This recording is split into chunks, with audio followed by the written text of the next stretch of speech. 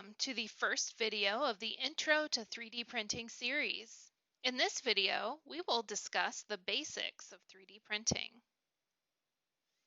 First, what is 3D printing? It is the creation of a physical object based on a 3D computer model, layer by layer in an additive process. What separates 3D printing from other forms of manufacturing is the additive process. Traditional manufacturing processes are usually subtractive, for instance, drilling or cutting away from a larger object to create something. Other commonly used manufacturing processes are injection molding and casting.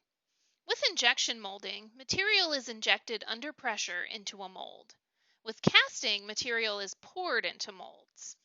With injection molding and casting, much effort is placed into making a mold that can be used to make many copies of one object.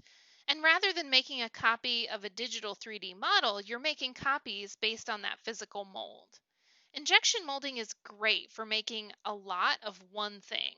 It's faster and often better quality than a 3D printed object. However, as we'll hear in the next video, 3D printing has lots of uses and benefits.